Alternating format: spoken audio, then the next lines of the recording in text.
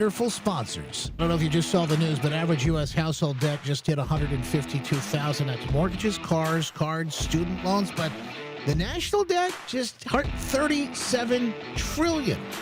It's all going up. Ask yourself this: when the system hiccups, who bails you out? It's not the Fed, not the politicians, and that's why I own gold. Gold doesn't need a CEO, doesn't need missed earnings, it doesn't freeze your account on a Friday at 4:59. While they print, gold just sits there doing what it's done for thousands of years. Store value.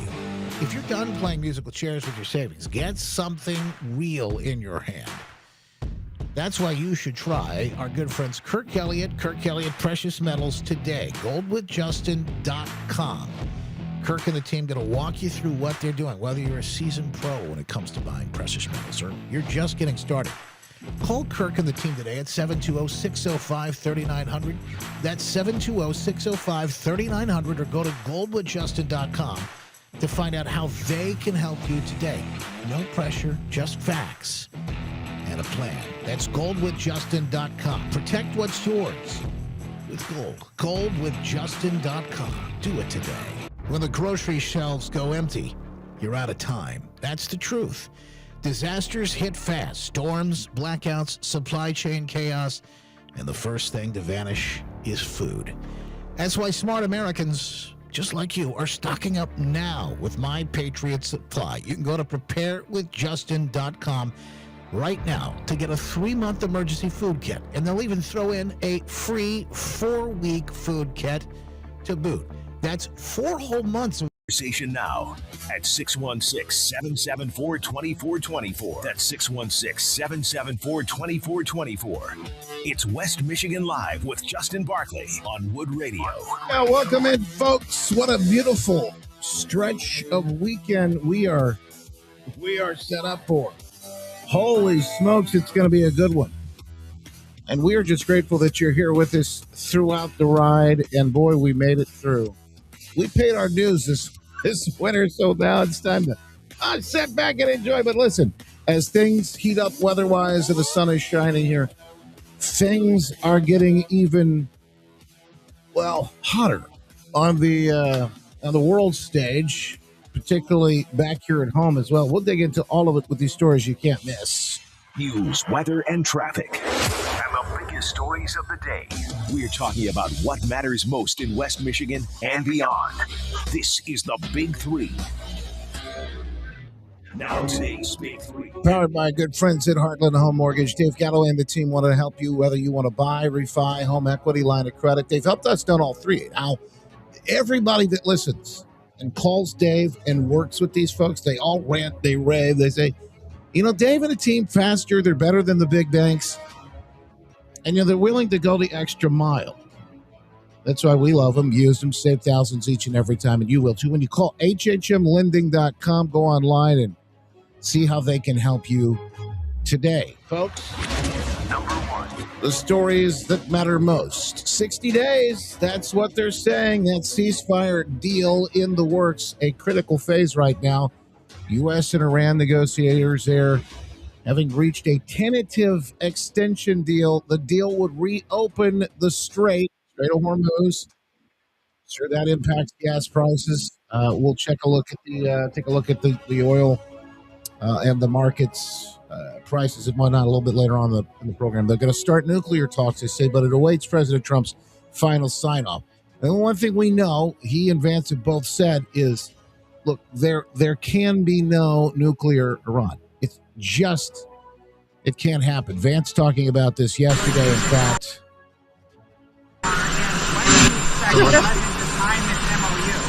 Well, I think it's hard to say exactly when or if the president's going to sign the MOU. We're going back and forth on a couple of language points. I do think that we've made a lot of progress here. It's very clear that I think the Iranians, they want a deal, and they want to open the Straits of Hormuz. We want them to open the Straits of Hormuz. There are a couple of issues on the nuclear stuff, the highly enriched stockpile, and also the question of enrichment. So there you have it. You have part of the conversation taking place outside a very loud Air Force 2, because that's what when he flies. But we'll have They say very close details, maybe even this weekend. Number 2. In the meantime, Whitmer says she's out. She's not in. She will not run in 2028 for that office of president. Again, she also then said, oh, well, maybe I will. I don't know. This was all on Mackinac yesterday, which, again, I don't know if I could trust her as far as I control her for anything. But one thing I think is for sure is, she, I think, would have a hard time on a national front. Maybe somebody who ran for vice president. But let's find out what our good friend Kyle Olson thinks when we talk about that story and more around the state moments. But I'm also looking forward to taking a little bit of a break and thinking about it, not jumping right into something. As I've gotten counsel from people who've made the transition, whether it was my friend Gina Raimondo, who I sat with last night for a little bit, Pete Buttigieg, or Paul Ryan, who I have chatted with a fair amount. I tell you what, there is nobody that I'd rather take advice from an old Mayor Pete. Can you imagine that? Taking advice from Mayor Pete on anything? I don't know about that. Michigan Board of Canvassers rejecting petition challenges. Yesterday was that meeting. They've certified John James and Perry Johnson to be on the GOP ballot for governor this August. The Michigan Board of Canvassers again met yesterday. So they are a few that have made the list. Let's go to our good friend Kyle Olson and, of course, talk about, I think Ralph had an issue there yesterday, and there may have even been some Democrats that had problems.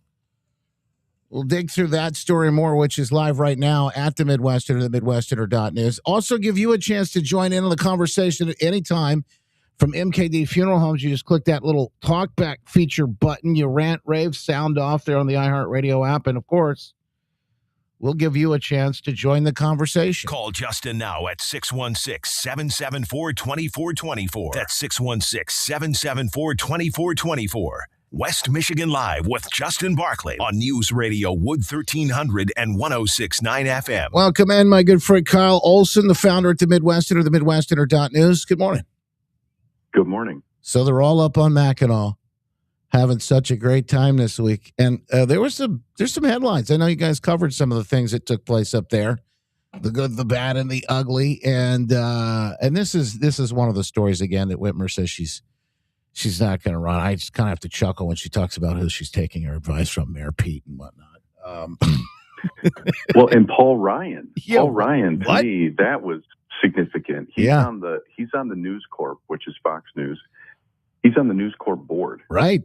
So is she talking to Fox News? Is that what's going on? It's very strange. And I have said for a while, she is not. She has gotten a pass from the Michigan media. That's right. But the fact that she fumbles that question is very significant. Mm-hmm. She knows that's coming. I mean, basically every interview outside of Michigan that she does, she's asked that question. Yeah. And the fact that she fumbles it shows she's not ready for the national stage. No. And I've said for a while, she just simply doesn't have it. And I think that shows it. You know, it's interesting, Kyle, and you would know this better than most, but that's what I mentioned yesterday. I said, she gets it now, I think, finally, or I think the writing's on the wall, is without that cover and the protection that was run from, the papers and the mainstream television and some of those folks here in Michigan for her, she can't survive because it's going to be cutthroat on the national stage, and she's got no cover out there. They will dig through warts and all, and she's got plenty of them in the background to expose her. And I mean, whether it's the nursing homes or any of this, corruption now, this big fraud scandal with donors, Democrat donors and whatnot. I mean, she's in trouble if she tries to run. Yeah, and a lot of, 99% of that was just glossed over at the Detroit Chamber Conference. And they, honored her last night. She gave her last speech and all of that. Uh-huh. But just the fact that Michigan schools have fallen. When she began, Michigan schools were 19th. Yeah. And they're now 44th.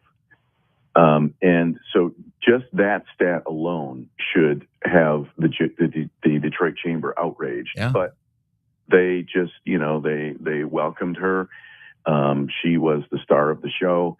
And I think it shows that the whole conference, it's, I think it's important for people to realize or to remember that a lot of these Lansing organizations, they're not, the Detroit Chamber in particular, they're not representing small businesses. They're not representing the local restaurant that you go to. They're representing major businesses, Ford, GM, Deloitte, et cetera. There's many others, major organizations, major companies, and that's who they're catering to. Mm-hmm. And so I think one of the biggest complaints about a lot of these groups like the Chamber is that they're going to Lansing for corporate welfare. Yeah. They're not going to level the playing field for everyone, to reduce taxes, to reduce regulations. These organizations are driven by these major players who want to limit competition, who want to tip the field in their favor, who want to get tax breaks, who want to get corporate welfare. That's what it's all about. And people like Benson and Whitmer and Alyssa Slotkin, that's the crowd that they're belonging to. Kyle Olson at the Midwesterner, the Midwesterner.news, a couple other pieces. In fact, follow what's happening online there. But let's get into some of these other stories. Yesterday, we had the Board of Canvassers meeting, and looks like there was a little bit of news coming out of that. So John James, Perry Johnson, both certified. They're going to be on the ballot. What happened with Ralph? And I think there was a Democrat who had an issue too. Yes, Kim Thomas, who no one has ever heard of, was running for governor. She filed, in my opinion, blatantly fraudulent petition signatures. And I mean, it was laughable to look at her signatures. And they said, one of the canvassers said it was the worst they had ever seen, which I think is saying something. So she was disqualified, but that no one's ever heard of that, so it doesn't matter. Ralph Rebant was also disqualified. His issue was so you have to file a minimum of 15,000 valid signatures. You can file a maximum of 30,000. So a lot of the candidates will file the maximum or very close to it. So as signatures are dropped off, they don't have a problem.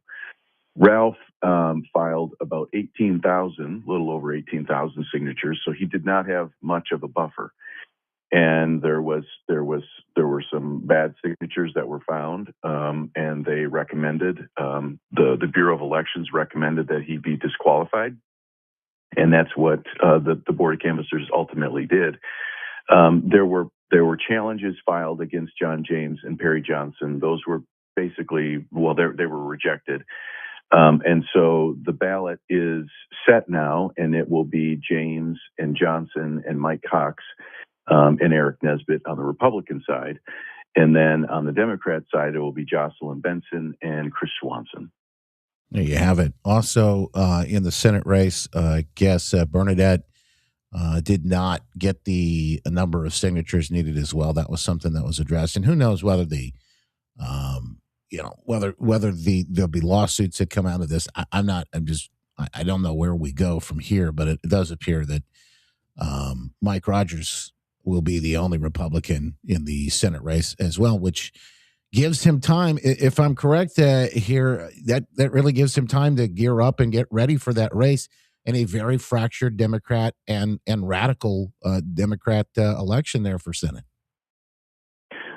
Yes, and the three Democrats had a debate yesterday, and it's sort of a matter of who can run farthest to the left. Abdul Al-Sayed obviously is owning that lane, and that's where a lot of the Democrat energy is. There was just a poll that came out yesterday that showed he's leading.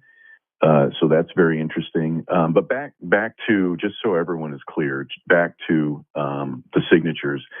There were some, sort of innuendo and, accusations that, Ralph was, done in.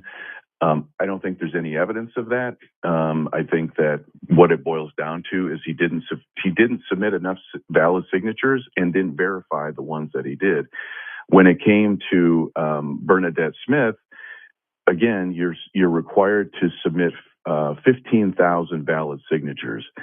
She submitted less than 7,000 signatures, period. So there was absolutely no way that she was going to qualify. And you talked about, I think we talked about it last week, but this whole process, there should never even be any sort of appearance of impropriety. And yet that's what we've seen from Jocelyn Benson, the most lawless Secretary of State in the state's history. We've seen it over and over again. And it leaves the door open. And then the process here. I know we want some checks, we want some balances, and it should be some sort of hurdle to get in because you need to prove that that you got support and you can actually do it. Because we see a lot of folks who just want to throw their hat in some ways they're never going to be serious, but they're going to be out there to be a thorn in the side. You see Democrats would do that to Republicans if there was no sort of hurdle. But this process, should we be taking a look at it? I know we asked this last week, but we'll go dive a little bit deep. Should we take again a look at this and maybe see if it needs to be refined? Well, I think I sort of see it both ways. I think it's a valid complaint that this process is so technical. Candidates are not able to check the veracity of the signatures that they're collecting. For example, the Secretary of State has a database of everyone's signature. When you get your driver's license, you get your voter registration card, they have your signature. So then when they're checking these signatures, they're able to compare the signature that is on file with the one that is on the petition. The candidates don't have the luxury of having access to that to determine, to sort of, self-verify. Yeah. And so there is a disadvantage there. Ralph was saying, well, I'm not able to raise a bunch of money, and a lot of candidates are having to, hire, professional circulators and professional companies to go out and collect the signatures. I'm a grassroots candidate. I don't have that luxury. I understand that. But to me, the petition signature collection process is sort of an indicator about whether or not you can actually be a competitive candidate statewide. Mm-hmm. Because, he was saying some of these candidates are spending $300,000, $500,000 on this process. That's a lot of money. But if you can't raise that, how are you supposed to, what is your path to raise money, tens of millions of dollars, to be able to be on TV and communicate your message to the average voter who's not tuning in until 3 days before the election? How are you supposed to do that? So I guess I see I think it's gotten to the point where it's overly technical, and people can get tripped up on minor technicalities that don't make any difference about whether or not a signature is valid. But it also, like I said, is an indicator about whether or not a candidate can compete long-term and statewide. Last but not least, we only got about 30 seconds here for this, but Jocelyn Benson added again, she wants creative sources of revenue for governor. And to me, that just reeks of, oh gosh, more taxes. Creative ways to hit me and you with more of those taxes. Another boondoggle. Patriot Post girl Heather Dow over on X puts it this way: lefty gubernatorial hopeful Jocelyn Benson wants to California or Michigan with a high-speed rail boondoggle and Hollywood handouts. Her new creative resources of revenue will subsidize you, she says. All right, so this is again another one of the, I think, glaring, stark differences between the candidates. Yes. The Republican candidates were talking about cuts, talking about reforms, talking about income tax cuts, property tax cuts, et cetera. And Jocelyn Benson was talking about what they like to call revenue enhancements, which of course is tax increases. Yeah. And her idea was, in order to, create new revenue enhancements, she wants to create a new department that is going to focus on tourism and bringing sporting events to Michigan and all of that in order to increase revenues. It's a bizarre idea to me.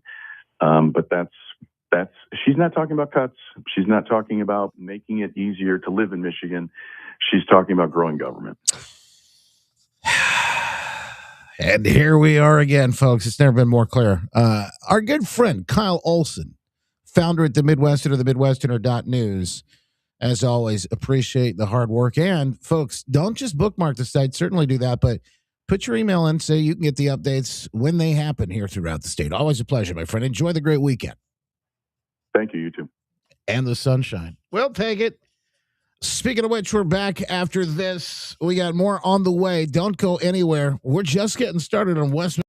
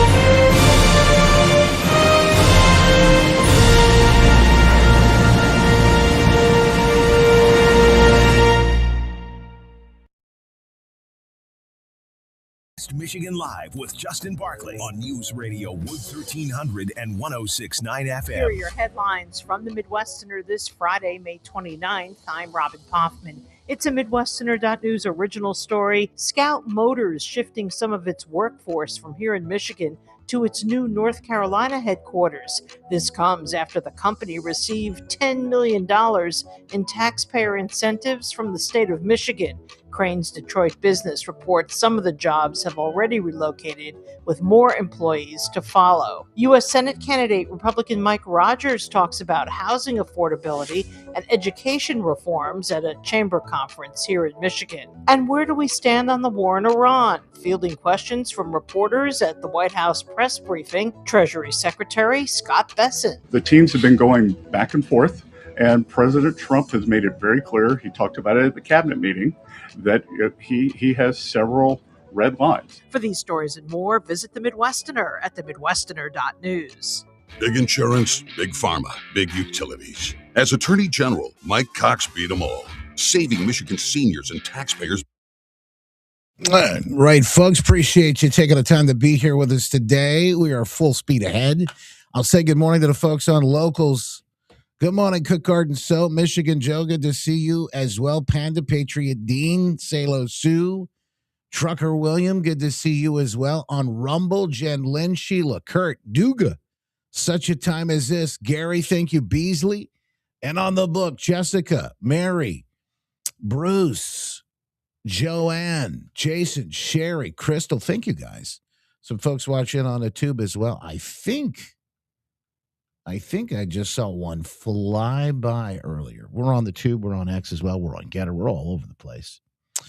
So we'll keep rolling. Jason, good to see you, brother. I had to give you the details on that because I'm seeing those things put. The truth is a very expensive race, but the number isn't 30 million for Gowrine or whatever his name is.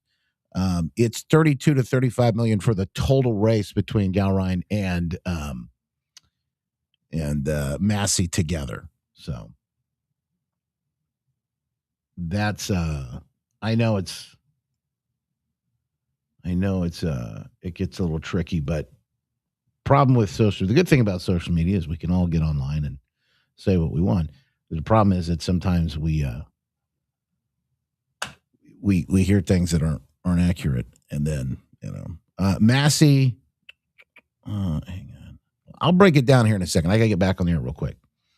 I'll give you the breakdown of the numbers, at least what Rock is telling us. Stand by, folks. Back at it. Hang on. iHeartRadio app today. Set Wood Radio is a preset now on our iHeartRadio app. Powered by Michigan Auto Law. Auto accident attorneys. Visit autolaw.com. That's autolaw.com. Talking to candidates, and next, Katie DeBoer joins us, running for state senate here in Michigan as a Republican. We'll dig in and find out what it takes to get Michigan back on track and maybe fix some of those very problems we were just discussing with our good friend Kyle Olson. You can join the program, too, coming up after our bottom of the hour news. So check the markets and more on West Michigan Live. It's a free-for-all Friday. With iHeart, everything you hear is guaranteed human. That's why 78% of listeners trust their favorite radio host's product recommendations. If you manage a business or need to drive sales, that trust goes a long way. Call 844-844-iHeart. Again, that's 844-844-iHeart. Now, the latest news from West Michigan and beyond. News Radio Wood 1300 and 106.9 FM.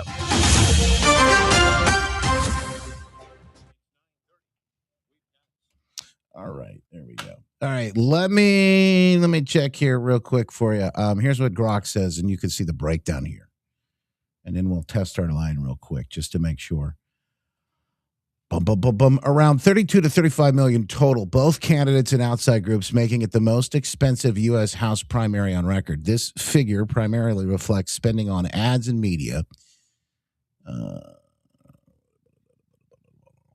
Let's see. Ad media spend 25 to 33 million. Candidate spending FEC. Oh, see, these are just the candidates and without the PACs. And then the outside PAC. All right, let's see. Let's break down totals for each candidate. Let's see if it'll tell us here. Okay, so here you go.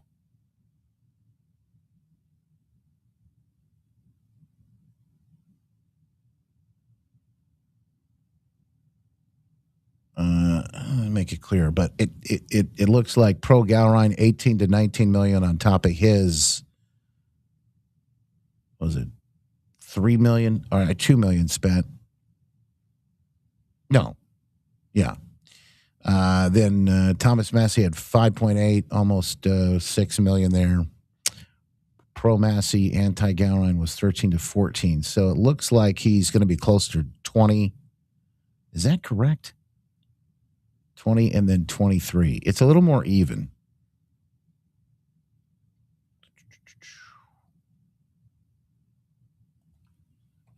Give me candidate and PACs together. Straight totals. Hang on. Let me see if we can get this. The actual numbers so we don't have to get a calculator out and figure this out. But the reason I'm pointing this out is that narratives are one thing. The actual data is another. And we've got to make sure that we're dealing. I'm not saying but this was seriously the most expensive House race in the history. So that is true. But if you look, okay, Pro Gowrine 21 to 23 million, Pro Massey 19 to 20 million. The numbers are very close. So the narrative is like Israel spent so much money on this Gowrine guy that that's how he got him over the edge. And I don't think that bears out. I think the truth is Massey and Trump differed and so much so that it made a difference to the voters in Kentucky. And I understand that some people don't feel the same way, but I also I've got to tell you, call it like I see it. So there you have it. Okay. And by the way, that's also saying I like Thomas Massey. Always have. So I'm not an anti-Massey guy. All right. Let me test the line. Stand by. We've got Katie DeBoer, who's running for Senate here in the state of Michigan. Just make sure she sounds good. Good morning, Katie. How are you? I'm good. How are you? Fantastic. You're looking good. You're sounding good. I think if you can, with your camera, maybe if you can point it down just a little bit more so we're like even, that looks great. There we go. Perfect. So we will be on the air in probably about 30 seconds to a minute, and we'll be ready to go. So stand by for that. Rocking and rolling, folks. Never a dull moment here today, and you're full speed ahead with us. If you want to join in, you can. We've got a couple of phone lines open for free-for-all Friday conversations, and you can decide where we go. Hang on. That's ethos.com/term. Paid spokesperson. Time spent on application may vary. Online health questions required. Hey, it's Glenn Beck, and you're listening to West Michigan Live with our good friend, Justin Barclay. The Glenn Beck program coming up at 10 on Wood Radio. The Good Feet Store. Powering this program today and every day, getting into the weekend, and there's so much ahead with the sunshine. So much that you've wanted to do and you promised yourself for so long. You would if you could, but you just can't deal with some of those foot pain, the back issues, the leg, whatever it might be that you're dealing with. With the Good Feet Store, I know, ever since I walked in, years ago, I've been telling you about these guys now with the personalized arch support system that makes the difference. And with me, you know, whether it's, like I say, keeping me on my toes each and every day with keeping up to date with all these news stories and more, or it's keeping up with the little girls, 3 and 5 years old. They've been spending a lot of time at the pool, a lot of fun in the sun, and I'm sure we'll see no shortage of that coming up this weekend as well with the sunshine. Look, you've been putting it off just like summer's finally here. It's finally time for you to dig in and get back to comfort, get back to confidence with a Good Feet Store. You've got 2 different places you can stop in and see for yourself today on 28th Street, right in front of Costco, or in Portage on Westnedge in front of Kohl's. But do it today. Don't wait any longer. Get to feeling great at the Good Feet Store. Our next guest is running for state senators. We've been talking to candidates throughout this process that are gearing up. Again, I believe this race this year, 2026 in Michigan, is the most critical, maybe that we've ever had in the state. You know, 2024 was so critical for the nation. I think 2026 has that same relevance, maybe even more weight to it here as we take a look at, well, how we've seen the last nearly decade play out under Democrat control and what that means. Katie DeBoer running to be the next state senator here in Michigan in her district. And Katie, it's number 33, by the way. Welcome in. Let's talk about maybe just at the top here, why this is so important and why you decided to run. And welcome back, by the way, too. Thank you. Yeah, thank you for having me. So I decided to run because I have a conviction that we need some good legislators in the state. I come with a lot of experience in local government, and as some people know, county government administers state law. And so to understand how that operates, I think is essential to create good policy. The other thing is I have a lot of business experience. I'm built successful businesses. I've employed our community, and I can bring a lot of real world experience. I've pulled MDOT permits. I've pulled Eagle permits as a licensed builder and developer and realtor. So I think I can bring a lot to the table to be able to increase our ability to have good policy, good conservative policy at the state.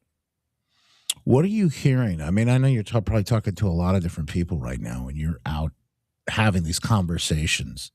What are you hearing? What are the most important pieces that folks are concerned about right now? Yeah, so school choice, I think, is a big one. I think all of the mandates and regulations is just so burdensome, especially for employers, for small businesses.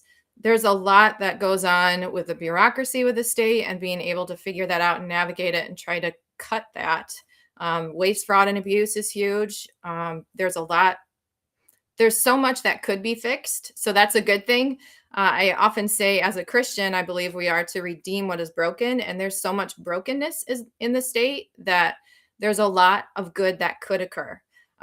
So there's a lot of frustration out there, even with mental health and just how much money is being poured into middlemen and not ending up in direct care services.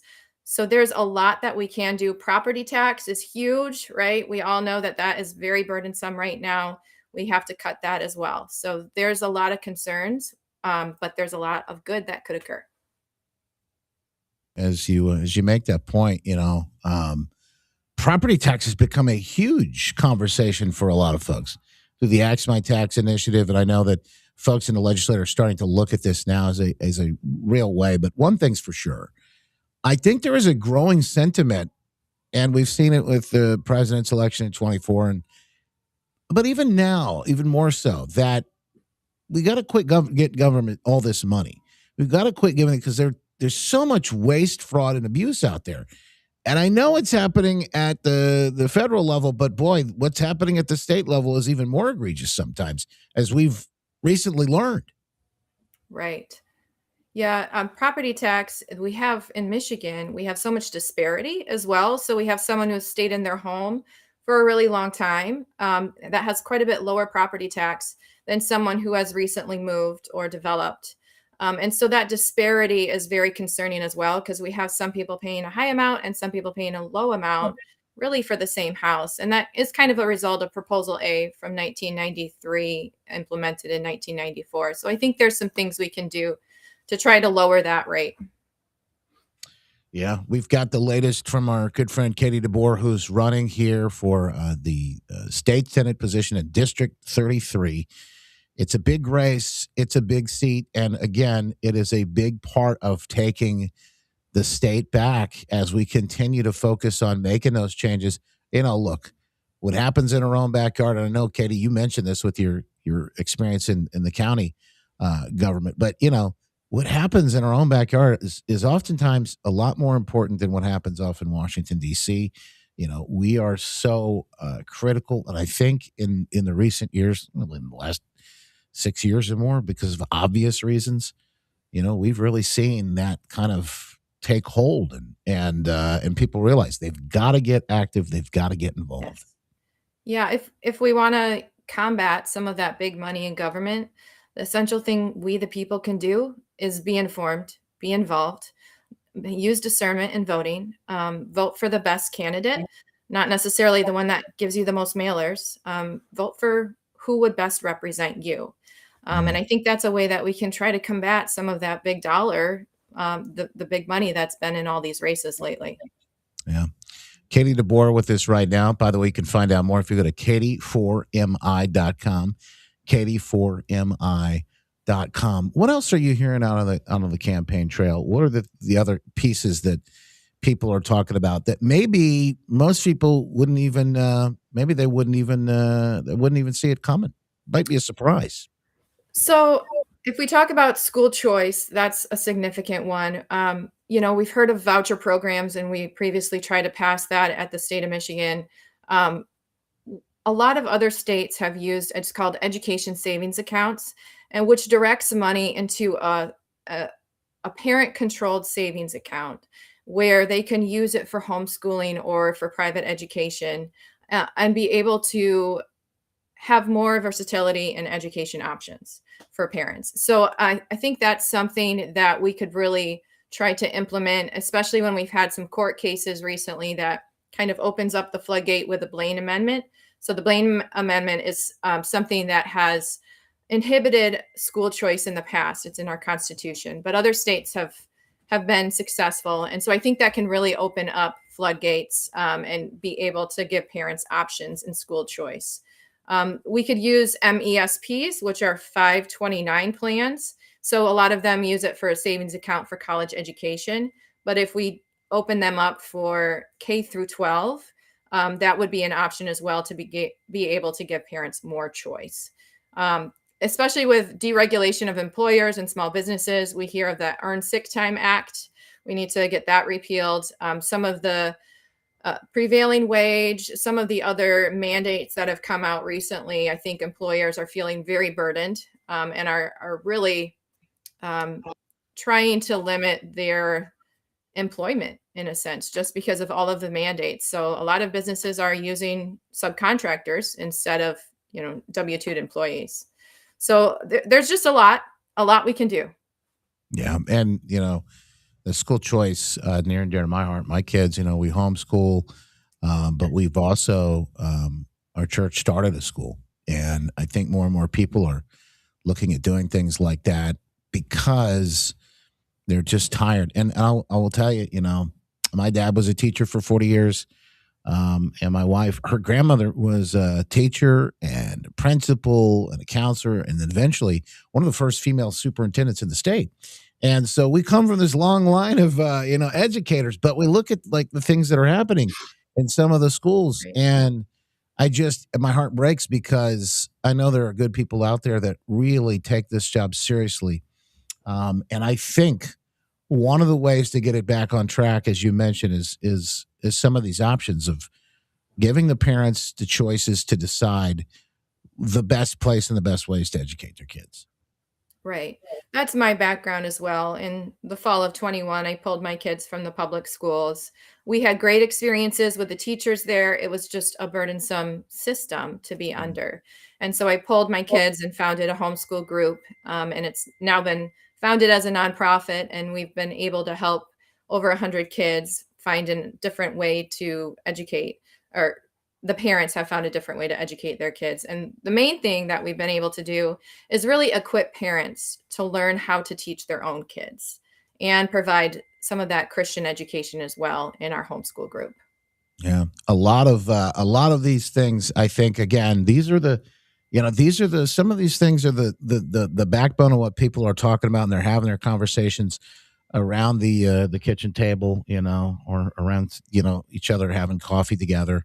And I think they just don't get enough of the spotlight and enough of the, there's just so much going on nowadays. I guess it's probably hard to do all of that. But Katie, we appreciate you taking the time and giving us just a glimpse. We'll have to have you back on at some point, but if people want to maybe follow you, and get involved in the campaign, whether they want to donate, volunteer, any number of those things, or maybe just sit down, maybe ask some questions at your next event, what's the best way for them to do that?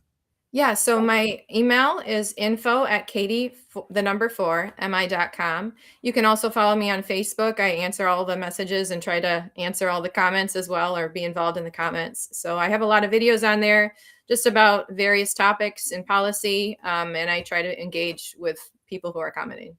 Yeah, always appreciate you taking the time to give us the scoop on these things. Katie4mi.com. If you want to check the website out as well. Katie, thank you for taking the time. We appreciate you being here with us, and keep up the fight. Thank you for having me. My pleasure.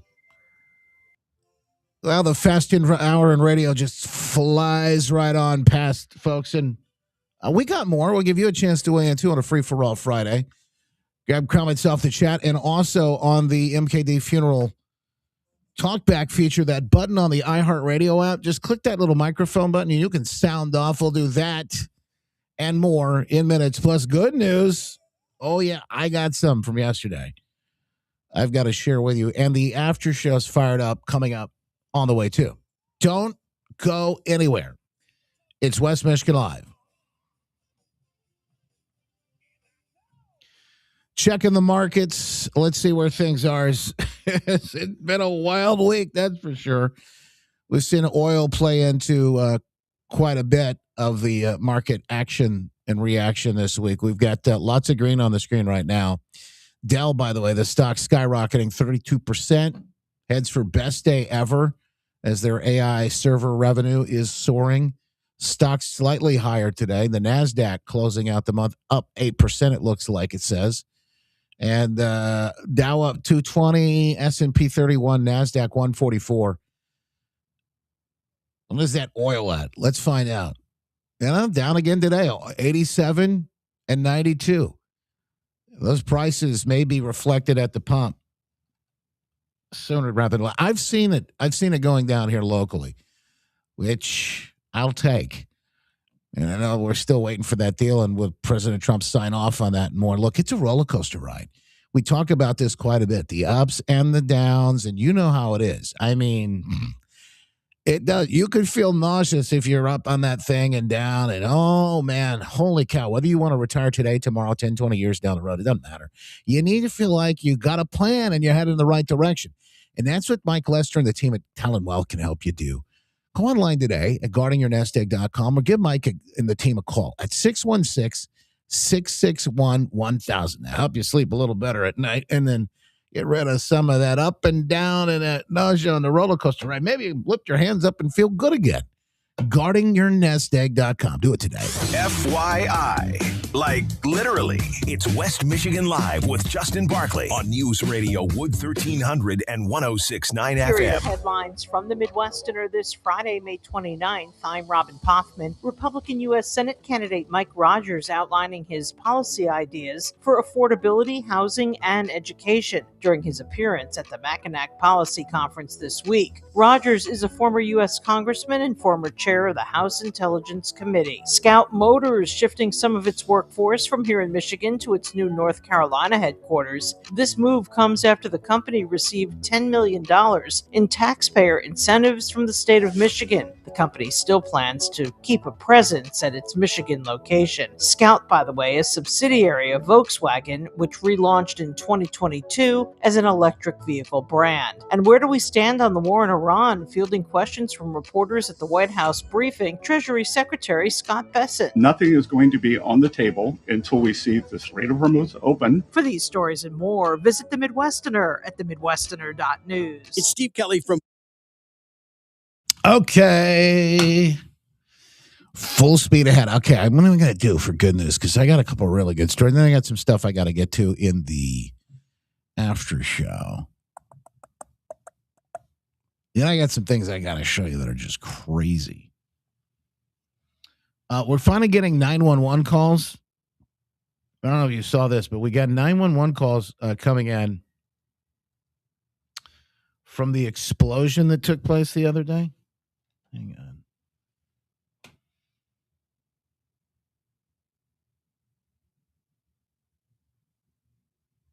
Yeah, here they are. We got a couple of them here.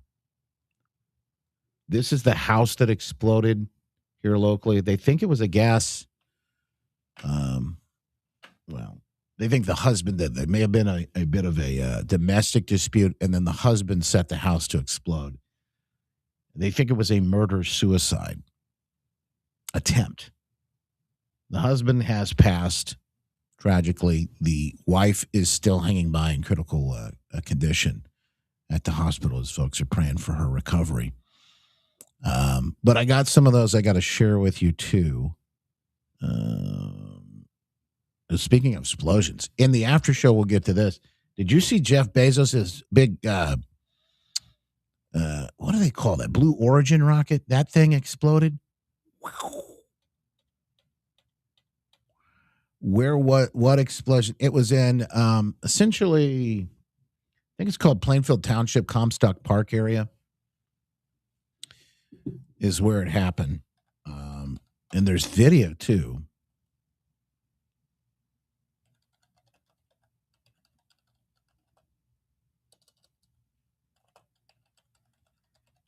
Hang on. Let me see if I can find it. There's like a Ring video doorbell. Oh, yeah. Is that it? Holy smokes. Let me pull that up here in a second. We'll get to it. We got about 20 seconds left till we're back on the air.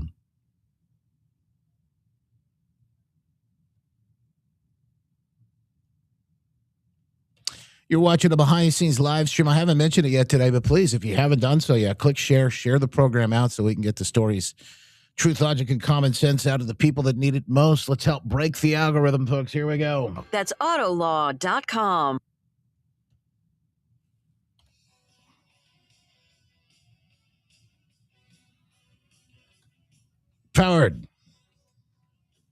Powered today and every day by the Good Feet store, the folks that help me stay on track. And you can, too, feel more comfortable, more confident, no matter what you're doing in those activities with the help of the folks at the Good Feet store, 28th Street, right in front of Costco, and in Portage on Westnedge in front of Kohl's. Walk into the Good Feet store today so you can get down to business and start feeling good this weekend, in fact. The video's coming out now, by the way. I don't know if you've seen this. This is the Ring video doorbell footage of that house explosion. Play for.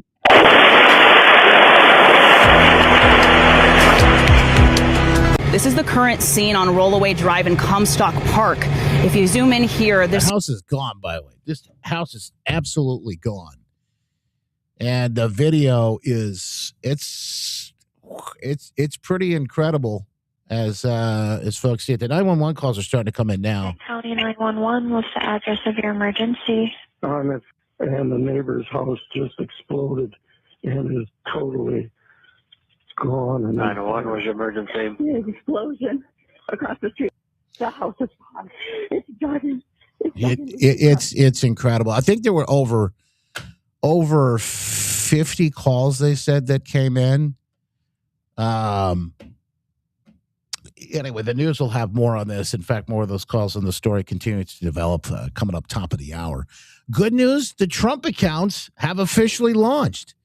And this is money again, and we talked about Michael Dell earlier today in just previously before we went into the break, and his big company, Dell Computer. Obviously, you're talking about massive money that he's put in to help folks in certain areas. You may be even one of them. If you live in a certain area, you put your zip code in when you go in to set up the Trump account for your kids. He may be dumping money into your kid's account. I think it's $1,000 or more. Anyway, this whole thing has launched. People are ecstatic about it because it is a new era, and we got some of that from the Secretary. We're going to talk about coming up in the after show. Scott, as a matter of fact, there's some really good clips that we'll have to get to during the after show. We don't have enough time to get to it now, but they have these people stand in for Carolyn Levitt while she's on maternity leave, and he did a fantastic job yesterday. Speaking of fantastic job, For America 250. Here it is, the view of, I think this is Columbus Circle in Washington. But it turned out that all we really needed was a new president. There he is. That's Columbus Circle now working. Of course, Columbus Circle previously with the graffiti, Free Gaza, all that stuff that was written on all those monuments, sprayed on the monuments. And now this is another example. We saw the park and the fountains the other day. Just another example as they get things ready for America 250 and the celebrations. This is America Exceptionalism, making America great again. And how beautiful is that? In Washington, D.C. It's absolutely incredible. Another piece of good news and stories, again, that you won't hear anywhere else. But again, we've got more coming up in the after show, the show after the show today. Again, Secretary of Treasury Scott Bessent. You talk about the find out era. Some of those NGOs that are funding some of that nonsense, in fact, the graffiti on those statues and monuments and whatnot, the NGOs feeding the violence, the protests, the riots, they're now going after them. The find out era in full swing. You won't want to miss that. We'll talk about it in the after show, the show after the show. In the meantime, getting geared up for a beautiful weekend. Stick with us for the latest, the sunshine and more. We'll have all of it here. The Glenn Beck program coming up next in the after show on the iHeartRadio app. You can listen live or archived anytime. Making a great weekend, folks. We're wishing you the best in the meantime. Get out there. Enjoy it. Live it up. Love it. In fact, I know I will. It's going to be a great one. Wishing you the best. God bless. We're on heavens, hallowed be thy name. Thy kingdom come, thy will be done, on earth as it is in heaven. Give us this day our daily bread. Forgive us our trespasses, as we forgive those who trespass against us. Lead us not into temptation, deliver us from evil. God is the kingdom, our glory forever and ever. Amen. Amen. WOOD Grand Rapids, WOOD FM Muskegon. The news is next on Wood Radio. An iHeart radio station. Guaranteed human. Bring more good. All right, folks. I'm seeing some issues in the comments of the chat today over on Facebook, and I apologize for that. I don't know what the app is always. It's always acting, doing something weird, doing something funny. That's Mark Zuckerberg for you. Can't live with him. Can't live without him. Anyway, let me get the after show fired up, folks. Fired up. Hang on one second. Let me just move if I can. One little thing around here. And then we're rocking and rolling.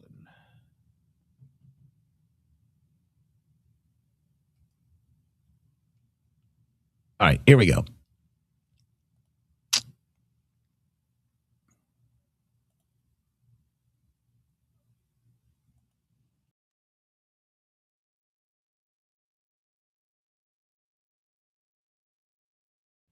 Get ready to strap in. It's going to be a heck of a ride. It's like drinking from a fire hose. Never a dull moment, but yes, you'll hear the stories you won't hear anywhere else, and we appreciate you being here with us for them today. I'm Justin Barclay.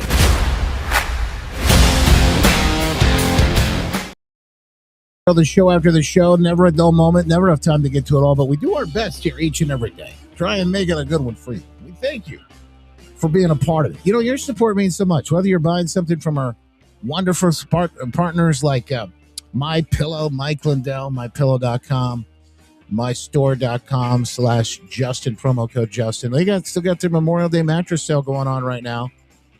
Whether you're getting involved with that, getting one of those energy drinks or the My Pillows, the actual towels, you can get the beach towels ready for summer, or get the My Coffee, 50% off the My Coffee. It's awesome. And now the mattress sale is pretty incredible. I know a number of people have reached out and actually saved 50% on the mattress. It got free shipping, the whole nine. And any order over $100, you get free shipping. That's Mike Lindell. You can help support him as he's in that fight to run for governor right now. And America 250, the 25% off for folks who join me in the Maha movement, and my wife Lizzie, and of course so many other people who listen to this program have gotten absolutely incredible results. You can lose 30, 40 pounds. It's incredible. So many people have told us they've done this. Women lose a couple pant sizes, 2-3 pant sizes, 30, 40 days. It's wild. But I think the biggest thing is seeing people change from the inside out. I've been getting healthier from the inside out, like literally at a cellular level. It's wild to watch.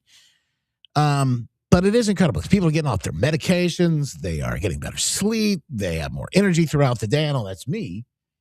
And it's the coolest thing. It's the coolest thing ever. Less inflammation, so they don't have joint pain anymore. Healthwithjustin.com. Call Maha Missy today, 269-4044. And go to healthwithjustin.com. Again, if you haven't already done so, click share on the broadcast today. You're watching Facebook, Twitter, X, Rumble, Got Our Locals, YouTube, and help us get the word out. Sharing is caring. And, of course, we've got tees, we've got hoodies, we got mugs inside the store, and we'd love to set them up for you. If you want one, grab it now inside the store as we speak. Or if you click share today, you're going to be thrown in the running for something really cool inside that store. We'll let you do a little shopping. It'll be a little bit of a shopping spree for you. So I mean, look, we don't make a ton of money when you buy stuff from the store, but it is cool because you get to wear that stuff, go out and talk about it.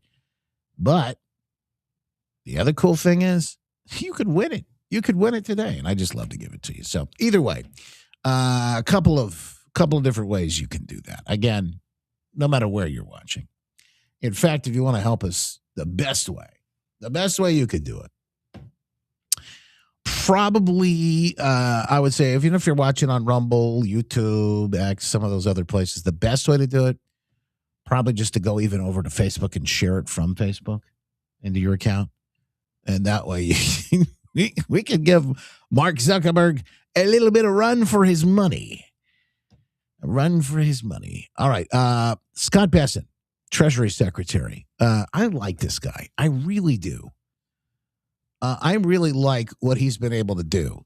In fact, now he's admitted it yesterday, putting George Soros on notice. All these people that have been funding, these billionaire leftists funding these NGOs that have been responsible for violence, they're coming for you. I want to ask you about Antifa. In October, the Treasury Department started working with the FBI to investigate who's funding Antifa. Can you give us an update on that investigation? How close are you guys to finding out who's funding Antifa? It is ongoing. We made substantial progress, and I think in the weeks and months ahead, we're going to have a lot to report. One thing that did go the underreported that I would point out to all of you is the IRS is now giving guidance on the Form 990, which nonprofits they have to file. And we are going to encourage or demand that nonprofits know their grant recipients. Oh. So if a grant recipient is violent, if they are suppressing people's rights, then you are responsible for that. Amen. And I think that's a very good first step. This is following the money, cutting the head of the snake off right where it counts. The find out era is here. This is how you make an impact. This is how you do it. If these people, by the way, they incentivize. This stuff is incentivized. They get away with this stuff because they follow all these rules and things that we've got set up for them here that makes it easy for them to do it. But if you cut that off, if you cut it, and I think they should have done it from the beginning. It blows me away because we're talking about terrorist organizations now, folks. But they're terrorizing these neighborhoods, terrorizing these communities. It is incredible. Scott Bessent talking yesterday, speaking of which, again, he was filling in, doing the Carolyn Levitt thing, like they own different cabinet members. Marco's done it. Rubio, Secretary of State. I think Bessent done a great job, too. By the way, this is a story. Not only were they talking Trump accounts, which I think is one of the coolest things they've ever done. This one might make a few heads sort of turn, maybe do a 360. Some on the left. They're going to put Trump on some money. Dr. Bessent. Yep. How long until we see your signature next to President Trump's face on a $250 bill? What? Well, again, as Treasury Secretary, I have two mandates for U.S. currency. At present, no living person can be on U.S. currency, and the currency must say, "In God we trust."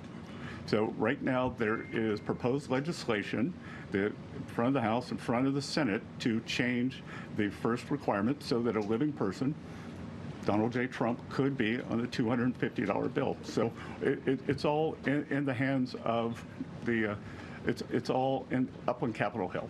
So at Treasury, we prepare things in advance. So we have prepared in advance that if the legislation is passed, but we will stick to the law.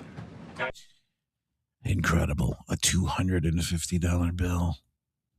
It's, I can already see the head spinning right now. And speaking of spinning, some of the spin that comes out of all of this. Another piece of news that I think will also make some heads spin, but probably something in a good way. Lindell TV reporter Kara Castronovo asked the question, what about central bank digital currency? It's something lots of folks have been very concerned about. That was you. Okay, thank you so much. Thank you for taking my question, Kara from Lindell TV. I really wanted to get your thoughts on digital currency. A lot of our viewers are increasingly worried that digital currency could one day be used to track people's spending or limit personal freedom. What's your philosophy on that, and what safeguards is the Treasury and this administration putting in place to make sure new digital payment systems protect Americans' privacy and freedoms in the future? Well, so this administration has been very clear. There will be no central bank digital currency, which I think would be the first step toward tracking. So we have taken that off the table. We passed stablecoin legislation with bipartisan, and the Clarity Act is now up on the Hill, and I think it has bipartisan support. And the most important thing we can do is to make digital assets come into the United States, make the U.S. the home. Our regulation, our best practices are what will ensure good standards for these. When you look at digital assets, all the nonsense that happens, all the things you read about, that's because it's the wild, wild west offshore. So we got to bring it on shore.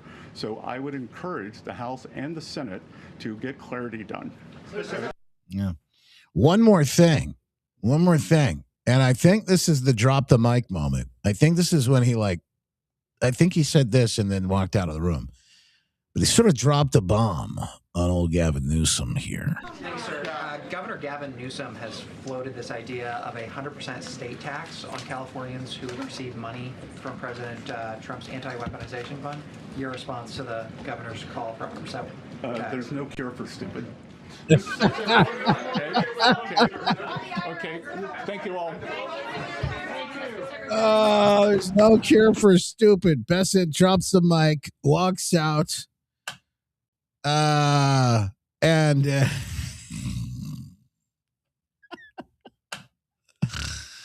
and gives the people what they asked for. Speaking of the find out era, and there's more of this, folks. There's a big report as we start to see, and I think Shirley just really started the ball rolling on this.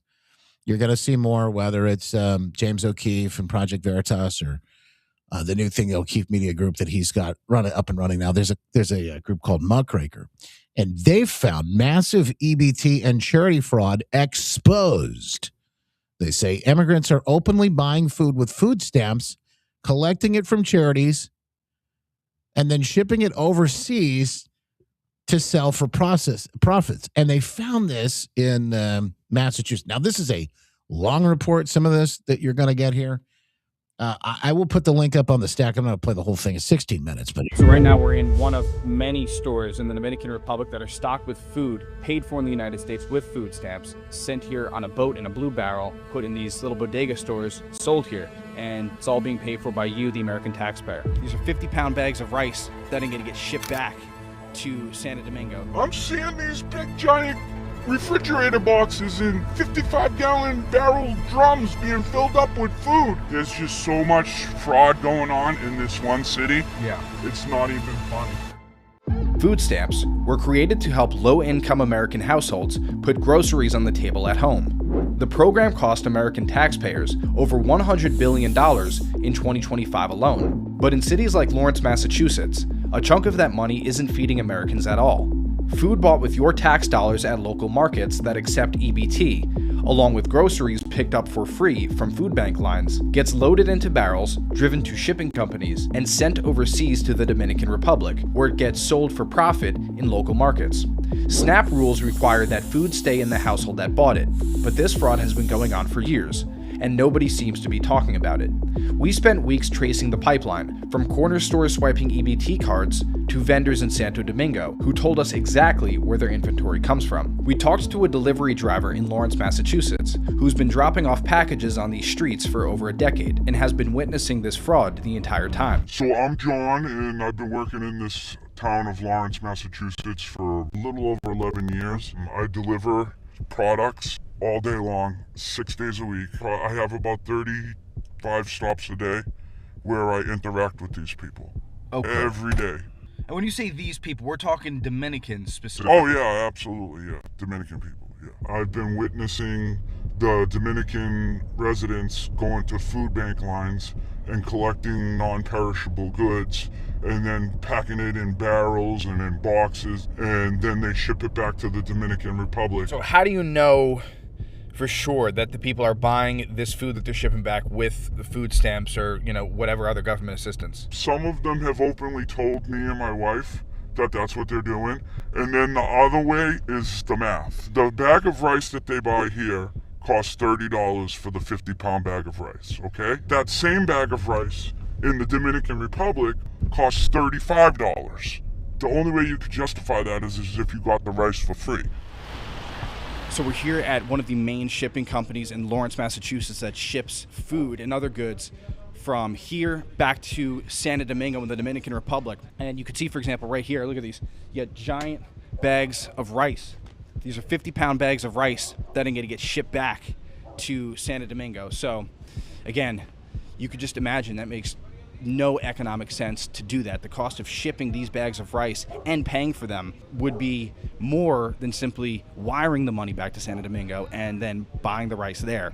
But you could see this isn't a one-off. I mean, there's got to be at least right here, at least 10 or more 50-pound bags of rice. And we were also told by the workers here that most of the boxes you see here are full of food.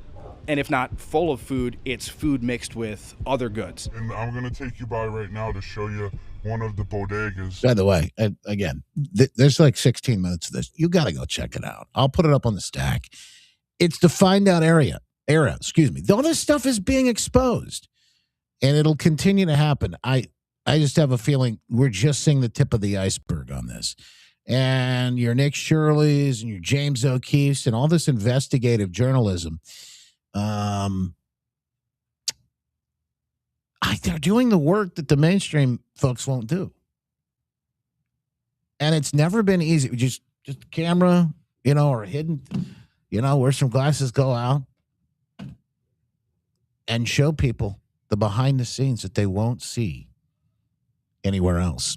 Speaking of the Find Out era, John Solomon's got an interesting report on Tulsi Gabbard and what she might do on her way out. Going out in a blaze of glory, they're hearing? Tulsi's going to go out in a blaze of glory in her final month because she will be able to release in succession some extraordinary evidence of foreign interference in our election in 2020 and since.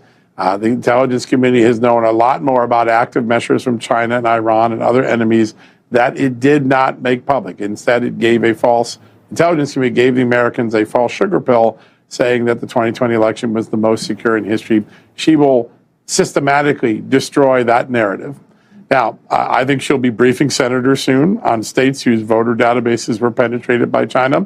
That could move the needle on some of these senators voting for the Save America Act. I think there's a tranche of documents that Tulsi Gabbard needs from OMB. If you're listening, Russ Vogt, pay attention to this. This is important. There is concern that Ukraine was involved in a 2024 scheme to take a large federal grant that was given to Ukraine and launder it back to the Biden 2024 campaign. We're not talking about Hunter Biden grift in 2014. We're talking contemporaneously in 2024. The evidence of whether that occurred or not sits in OMB's files because OMB is currently running the U.S. Agency for International Development. Imagine this, and this is what we've said for so long. But imagine this. They take federal money. They take your money. I say federal money. It's your money. It's taxpayer dollars. They hand it out in a grant. And that grant goes out to an organization that then turns around and puts it right back into the pocket of Democrat candidates, politicians running for office. Amongst other ways, they grift and they scam. And they may have all of this and these people dead to rights. If she can get those documents, she could make a criminal referral to the FBI. Thus far, she doesn't have those documents. So I hope Russ Vogt jumps into action pretty quickly. The third thing, so those are the foreign interference things. You could have cheating, a U.S. taxpayer money going to Joe Biden's campaign. That's what the intercepts that we talked about a month ago showed. The proof of that, and I've even talked to some U.S. intelligence community sources who are familiar with what they believe happened here. The proof of that is sitting in USAID records currently in Russ Vogt's possession. The second part of this is what the FBI is doing. Sometimes you don't get a mobster for being a mobster. You get them on taxes or you get them on some other violation. The election workers down at the state levels who changed the rules of election from what their legislatures mandated in Wisconsin, in Georgia, in Arizona can be criminally prosecuted if they did so knowingly and willingly, meaning that the legislature said you should do X, but you ran the election this way because that's what you wanted to do. That is what the FBI is beginning to interview people day in and day out doing. And if they build enough evidence with these workers that instructions were given contrary to what the legislature's intent was, you will have a full-blown cheating scandal. The cheating will be they didn't conduct the election the way the law said. That's a little different than what people thought. It's not machines flipping votes, but it's still a form of cheating. It's still depriving the American public of a fair election. That's where the FBI is going. And yesterday there was a big win in North Carolina. Isn't getting the attention it deserves. North Carolina bureaucrats in the election regime wanted to start registering people who had never set foot in North Carolina and didn't live in in North Carolina. They wanted to give them voter registration status even though they don't live in the state. Incredible. A judge said that is ludicrous. But those are some of those bureaucratic deep state power moves that are cheating elections. A judge beat that back. Things like that went on in 2020, and that's what Kash Patel's pursuing. Yeah. Well, what did Jocelyn Benson do? I mean, she just let anybody come in and vote, mail in, paper ballots, all of this absentee. And then she told the local clerk, she don't have to look at those signatures. She's not going to verify that. The judge told her she broke the law. How many times has gotten through this? In Michigan elections, now she wants to oversee her own as a candidate for governor. I'm sure that'll go fine. Great points, but here's the issue. They are onto it. And we'll just have to wait and see it. Because again, we hear a lot. There's a lot of talk. There's some action. But I'm also on a, let's say, trust but verify. I'm on a, believe it when I see it, posture. I will say this. I am cautiously optimistic. I'm hopeful. We see a lot of good things happening right now. I mean, these are people in L.A., by the way. You know that big race is coming up on Tuesday.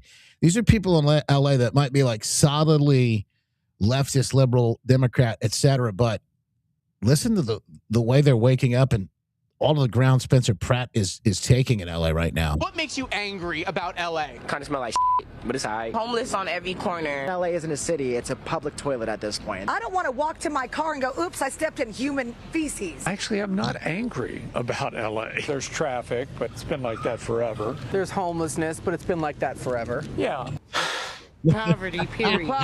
What is Mayor Bass doing to solve these problems? No, I ain't heard nothing. Ain't no change. Nothing. Still smell like shit. I haven't seen none. I wonder sometimes. Who were you voting for? Bass. Right. Nothing that Bass has done, but you're going to vote for her. I'm not even voting. Does it matter? It really doesn't matter. Spencer Pratt. Spencer Pratt. We're going to have a Pratt Daddy summer, I'll tell you that. He actually tells us the truth. He tells you the real hard truth of what's going on here. A Pratt Daddy summer.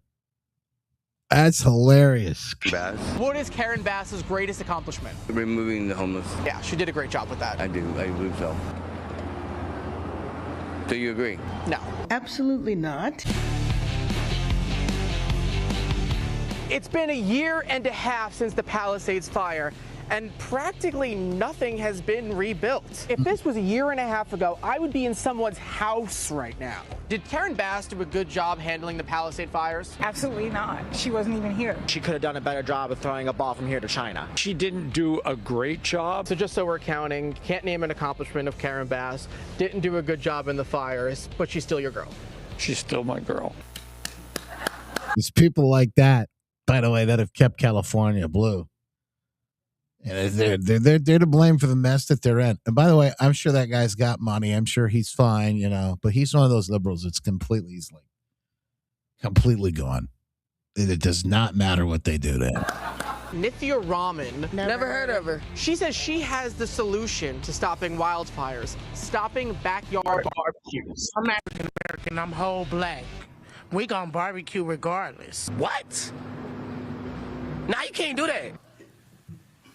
Enough said. Pratt says he just wants you to go get a matcha without having to step on human poop. Is that how low the bar is here in LA? I have thrown away 3 pairs of shoes for stepping actual human feces. You do have to watch your step. These people that want to vote for Karen. I should not be laughing because that's horrible. The guy just said he had to throw away 3 pairs of shoes because he stepped in it. Well, hopefully they've all stepped in it for the last time. There is a world, and look, this would just be nothing short of miraculous. And I'm not sitting here thinking like this is what's going to happen. I'm not making predictions. I don't have a crystal ball or anything like that. But there is a world where Spencer Pratt could win. He could become the mayor of L.A., and you could see a Republican for governor in California. I mean, can you imagine? The question is, have they pushed it so far? So far, there's no turning back. The folks on the left push it so far. They've done so much damage that, there's nowhere left to go. But hey, we're going to have to vote differently. And the interesting thing about why I think Pratt could work is because the folks in California, they are Democrats. They want to vote Democrats. It's kind of hard to pull them out of that shell statewide election. But in the governor's, in the mayor's race in LA, there's no partisan party next to. There's no R. There's no D. They're all just running. It's supposed to be a nonpartisan. It's supposed to be a nonpartisan position, but you've seen that. All right. Speaking of glorious, and this is not good at all, but especially not for this guy and for the whole program. But Jeff Bezos, have you seen the it's called Blue Origin? They have a new rocket called the Glenn rocket. Last night it blew up and it looked like a nuclear bomb exploded. This is incredible. Wow. Oh, my goodness. Holy smokes. That's going to be bad for the whole program. That's going to be really bad for the whole program. What a lot of people probably aren't talking about now is what happens next. Elon Musk responds, most unfortunate, rockets are hard. Holy smokes. I can't imagine as the space race intensifies what that does to the Blue Origin and all of the Bezos. And I think they were going to do some of the heavy lifting on some of the moon missions. So that may change. But man, that was just unbelievable. Incredible video footage that came out last night. By the way, speaking of incredible video, here's the latest from the new movie, Young Washington, that's due out in theaters soon, celebrating America's 250th. Why can I not become a British officer?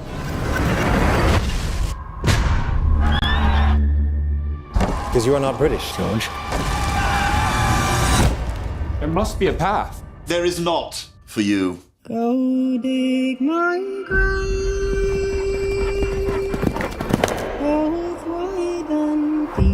I sense a storm looming over the Ohio territories. I could go there, survey it for you. So you have ambition. Since the Crown sent me to serve, I've yet to have a good experience with a colonist. I look forward to changing your opinion. Much of that territory is unexplored. It's wild, unpredictable, and dangerous. What are you called? George Washington. Whose for is that? It's the French, and land claimed by the British Crown. Demand the French leave. Who does own this land, if not the one who has the will to tame it?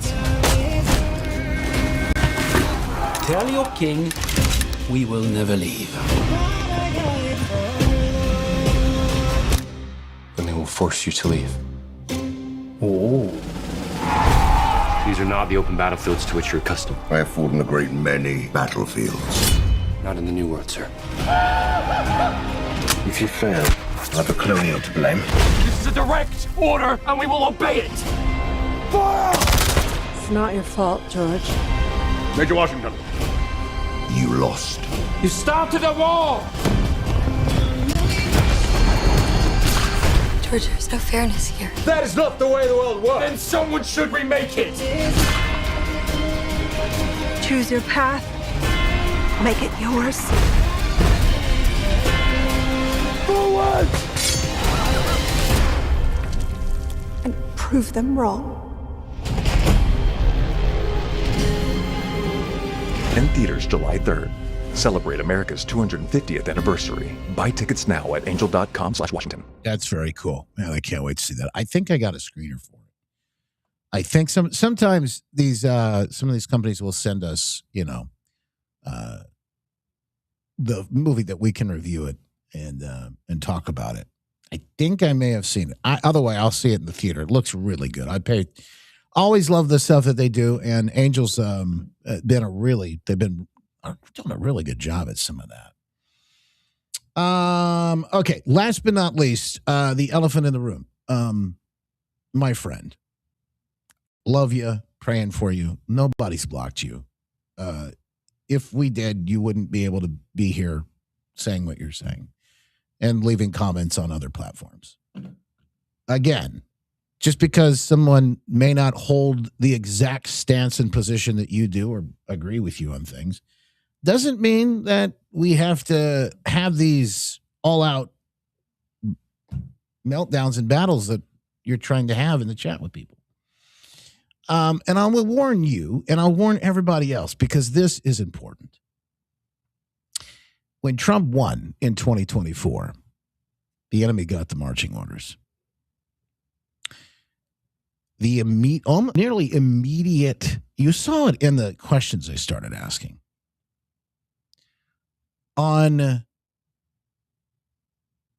the immediate moment when he won, they said, well, we got to get our own Joe Rogan. We've got to get our own podcasters. Who could we get? You remember this? This was the beginning. We need a Democrat Joe Rogan. That was right after President Trump won, because Rogan came out last minutes and endorsed President Trump. Get Trump on the podcast, and they thought Rogan is the reason Trump won. It's not, maybe one part of it, but it's really not. There are a number of different reasons. But mostly, and I think most importantly, we see that the enemy again began immediately targeting the people who Trump carried and brought in. A lot of them were younger, not just younger in age, but also maybe less experienced in politics. And there are lots of independent folks too. Now, you may have legitimate gripes. You may have legitimate questions about policies and things that the administration. I don't agree with everything that's been done. I have my own personal opinions. However, I also realize President Trump is here for such a time as this. He's been duly elected, and he's the president. He's the commander-in-chief. And I don't get sometimes. We miss this because we're so... Look, my kids are like, that's totally understand. It's like, we want it on demand. It's a microwave culture. We won't want it now. We want it yesterday, and we want it our way. And we miss, yes, we can have a voice, and there's a way to input the voice into the administration and into the things that are going on, especially if people have been, you campaigned or people I understand do feel like, they haven't been heard all the way. And I get that. But there's a way to voice your disagreements. And what we're seeing on full display right now is the enemy working hard overtime to distract and divide, particularly the right. Why is that so important? They believe if they can do that, they can halt the Trump agenda in 2026 and the midterms. And even more importantly, in 2028, they believe that they can have some sort of input and stop whoever would be the Trump successor from carrying on. Democrats can take back the power, and all these things that Trump have done can be undone because they haven't been codified. Many of them haven't been codified yet. So the enemy is hard at work, yes, in the natural, in the political landscape, but also in the supernatural. The enemy is hard at work. We're watching it take place. So, again,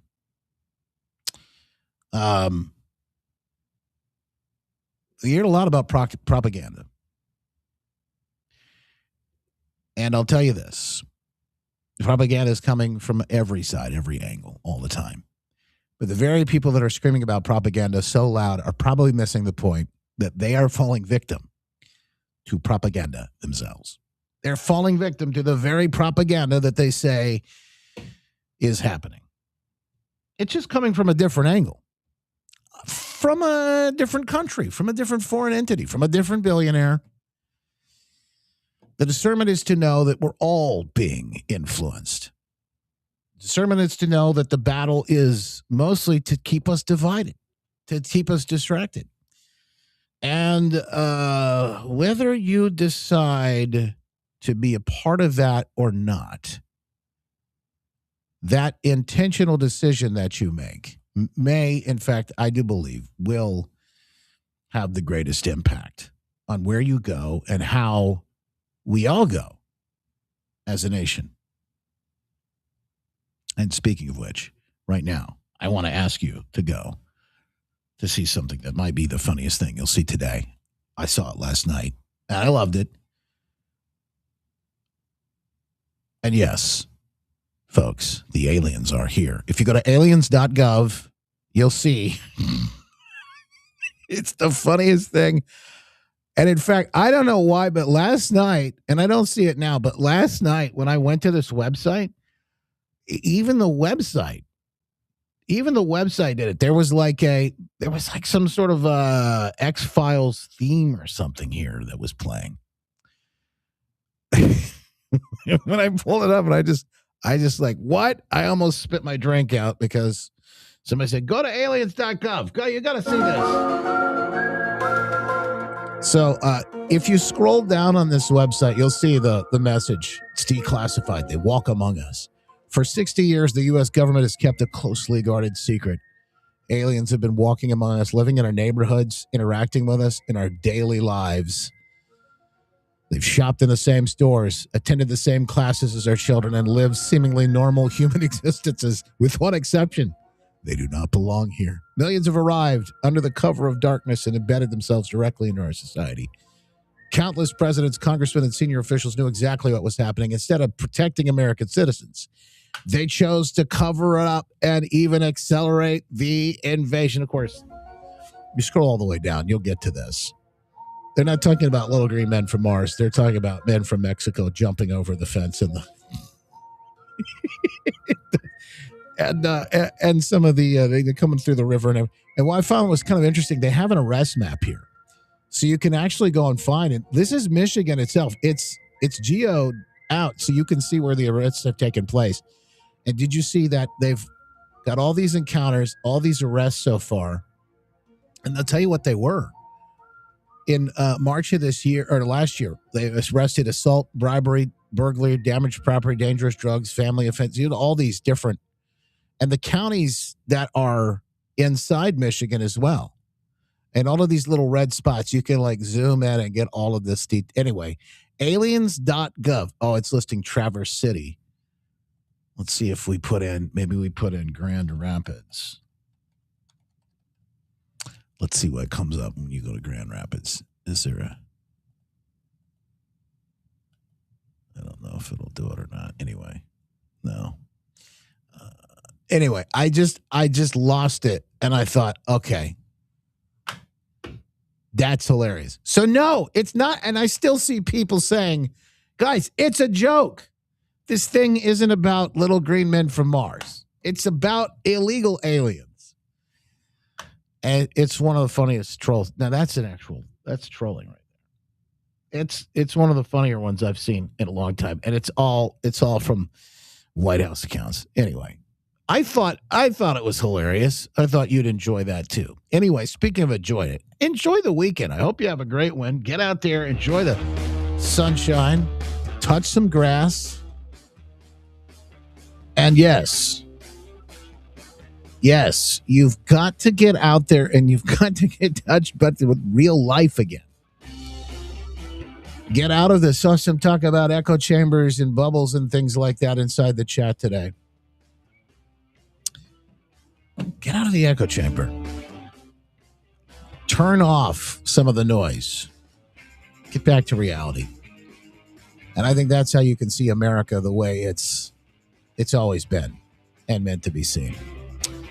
All right, that is it. Thank you so much for being here with us today. As always, appreciate you for taking the time. By the way, congrats to Jen Lynn today over on Rumble.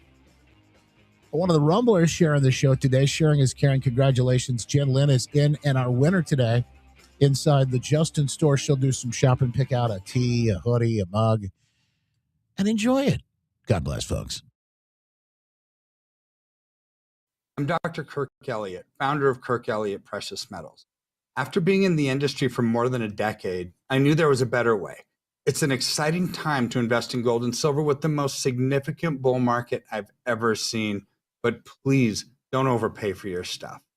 At KEPM, we focus on low-cost bullion only, and we don't charge a commission when you sell. We would love to connect with you, so call our office at 720-605-3900 or go to goldwithjustin.com today.